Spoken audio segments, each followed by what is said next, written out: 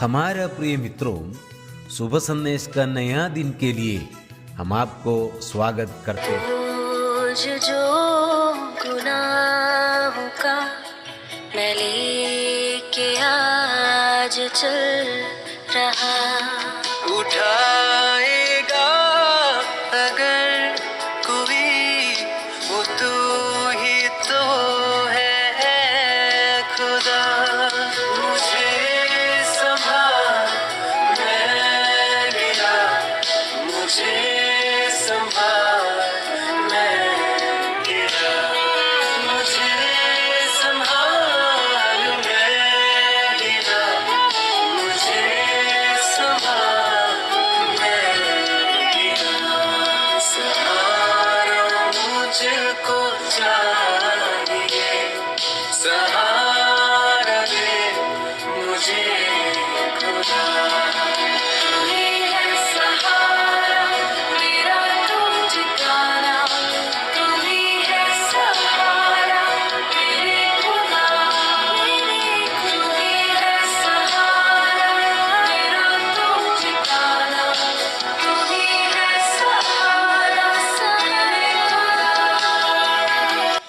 आज का संदेश प्रफुल्ल दास OM माथ्यू बैंगलोर से बांटा जाएगा। प्रार्थना के साथ सुनिए। परमेश्वर के नाम की स्तुति हो। आज का मनन के लिए उत्पत्ति का किताब 4 अध्याय, इसका 3 से लेकर कुछ पद पढ़ना चाहता हूँ। कुछ दिनों के पश्चात कैन यहोवा के पास भूमि की उपज में से कुछ भेंट ले आया। 4 पद। और हाबिल भी अपनी भेड़ बकरियों के कई एक पहलौठे बच्चे भेंट चढ़ाने के लिए आया और उसकी चर्बी पे भेंट चढ़ाई। तब यहोवा ने हाबिल और उसकी भेंट को तो ग्रहण किया। 5 पद।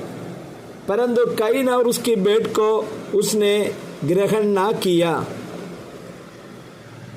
यहाँ पर 4 अध्याय हाबिल और कैन के बारे में विवरण करते हैं। हमें मालूम है परमेश्वर ने अपने स्वरूप में, अपना छाया में जो मनुष्य को बनाया उसको आदम नाम दिया। उसको अदन का बगीचा में रखा है। उसके बाद उनको गहरी नींद में डालकर उनकी एक पसली निकालकर उनसे एक सुंदर पत्नी बनाया, उसका हव्वा नाम रखे। और परमेश्वर ने उनको बताया, भूलो बलो और धरती पर भर जाओ और सभी चीज के ऊपर अधिकार करना, राज्य करना। और परमेश्वर को बस भी रोज उनके साथ थे और एक खुशी का जीवन बिता रहा था। परमेश्वर ने बताया, बगीचा का हर एक पेड़ का फल खा सकता है, लेकिन जो भलाई और बुराई का ज्ञान का पेड़ का फल जो बगीचे के बीच में है उसको खाने से मर जाएंगे। लेकिन हमें मालूम है शैतान हमेशा मनुष्य को गिराने का कोशिश में है। उन दिनों का बात है, आज भी है। शैतान हमेशा परमेश्वर का वचन को अविश्वास करवाने के लिए मनुष्य को प्रेरित करता है। वो शैतान का प्रेरणा में आदम हव्वा गिर गया, जिसका परिणाम क्या हो गया? जो मना किया हुआ फल खाया, जिसके द्वारा उन्हें बगीचा से भागर जाना पड़ा। परमेश्वर ने बताया, आज से लेकर आप पापी के नाम में जाना जाता है, परमेश्वर को बस्ती में रह नहीं सकता।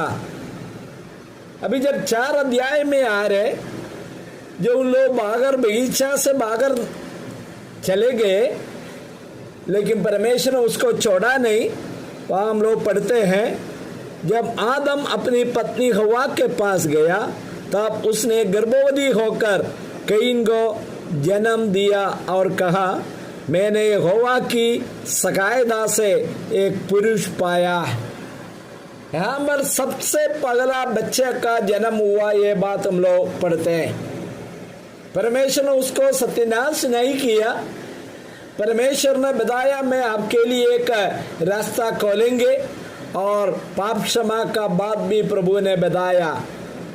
इसके बाद में हम लोग पढ़ते हैं फिर दूसरा पद में,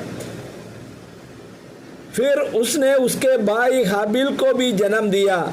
हाबिल भेड़ बकरियों का चरवाहा बन गया, परंतु कैन भूमि पर खेती करने वाला किसान बना। यही उनके बारे में जो इतिहास है। लेकिन तीसरा पद में हम लोग देखता है जो कैन जो बलि चढ़ाते हैं। कैन कोई नास्तिक व्यक्ति नहीं था, परमेश्वर को मानता था, बलि चढ़ाने के लिए उन्होंने गया। लेकिन हम लोग पढ़ते हैं 5वां पद में, कैन और उसका बेट को परमेश्वर ने ग्रहण नहीं किया। इसमें एक बात जानना मुझे सुनने वाला हर एक भाई लोग, कैसे भी हो परमेश्वर को भेंट चढ़ाने से, आराधना करने से परमेश्वर स्वीकार करने वाला नहीं है। परमेश्वर को अपना नियम दिया है मनुष्य कैसे आराधना करना।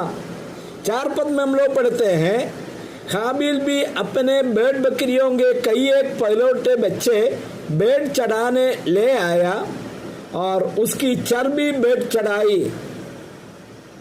तब यहोवा ने हाबिल और उसके भेंट को तो ग्रहण किया।